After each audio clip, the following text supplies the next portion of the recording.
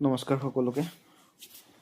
আমি আজি কথা পাতিব লৈছোঁ মিউচুৱেল ফাণ্ডত কেনেকৈ ইনভেষ্ট কৰিব পাৰি।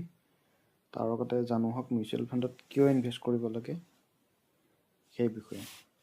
মিউচুৱেল ফাণ্ডৰ ইনভেষ্টমেণ্ট আপুনি সদায় লং টাৰ্মৰ কাৰণে কৰিব। শ্বৰ্ট টাৰ্মত আমি মিউচুৱেল ফাণ্ডৰ পৰা বহুত বেছি লাভৱান হ'ব পাৰে বুলি মই নাভাবোঁ। আপোনালোকৰ ধাৰণাটো বেলেগ হ'ব পাৰে যদি আপোনালোকে আগৰ পৰাই মিউচুৱেল ফাণ্ডত ইনভেষ্ট কৰি আছে।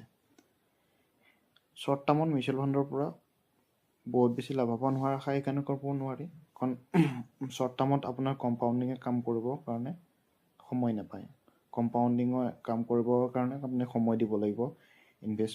আপোনাৰ পইচা ইনভেষ্ট হৈ থাকিবৰ কাৰণে আপুনি সময় দিব পাৰিব লাগিব। দ্বিতীয়তে, মিউচুৱেল ফাণ্ড সদায় গ'ল বেছ ইনভেষ্টমেণ্ট কৰিব লাগে।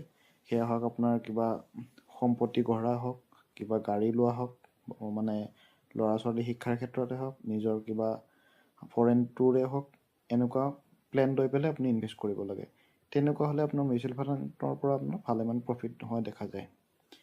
এতিয়া মিউচুৱেল ফাণ্ড ইনভেষ্ট কৰিবৰ কাৰণে আপোনাক কেনেকৈ ষ্টাৰ্ট কৰিব তাৰ বিষয়ে কথা পাতিম। মিউচুৱেল ফাণ্ড ইনভেষ্ট কৰিব আপোনাৰ নৰ্মেল ডকুমেণ্ট, পেন, আধাৰ, বেংক পাছবুক, বেংক পাছবুক বুলি ক'লে বেংক একাউণ্ট ডিটেইলছ, এইখিনি আপোনাক দৰকাৰ হয়। আৰু তাৰপিছত লাগিব আপোনাক প্লেটফৰ্ম এটা। এতিয়া মিউচুৱেল ফাণ্ড ইনভেষ্টমেণ্ট কৰিবৰ কাৰণে দুই ধৰণে ইনভেষ্ট কৰিব পাৰে। দুই ধৰণৰ আছে মিউচুৱেল ফাণ্ড। দুই ধৰণৰ আছে। মিউচুৱেল ফাণ্ড আপোনাৰ ৰেগুলাৰ প্লেন আৰু ডাইৰেক্ট প্লেন। তাৰ ৰেগুলাৰ প্লেন আপোনাৰ কোনোবা এডভাইজাৰৰ সহায়ত বা কোনোবা বেংকৰ পৰা আপুনি ইনভেষ্ট কৰিব পাৰে। আৰু ডাইৰেক্ট প্লেনত আপুনি যিকোনো প্লেটফৰ্ম এভেইলেবল আছে অনলাইন, তাৰ পৰা আপুনি কৰিব পাৰে।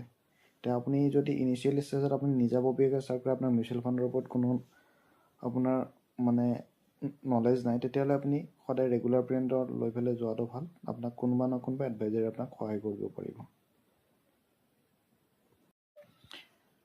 মিউচুৱেল ফাণ্ডত আপুনি আৰু পইচা আপোনাৰ ইনভেষ্ট কৰাৰ দুটা ৰাস্তা আছে। এটা হ'ল আপোনাৰ SIP, যিটো ছিষ্টেমেটিক ইনভেষ্টমেণ্ট প্লেন বুলি কয়। এইটো আপোনাৰ EMIৰ নিচিনা হয়।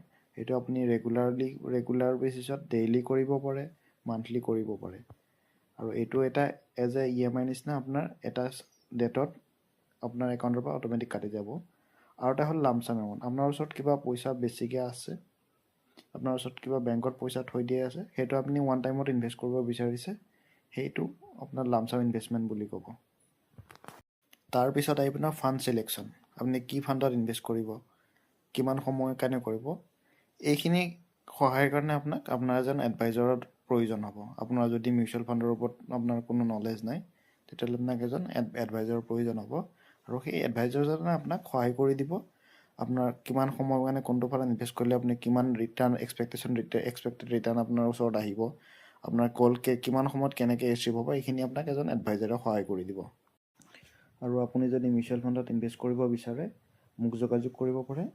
মোৰ নম্বৰ তলত দিয়া আছে, আপুনি তাত হোৱাটছআপ বা ফোন কৰিব পাৰিব। মই এজন MP registered mutual fund distributor হয়। মই NJ প্লেটফৰ্মৰ লগত জড়িত হৈ আছোঁ।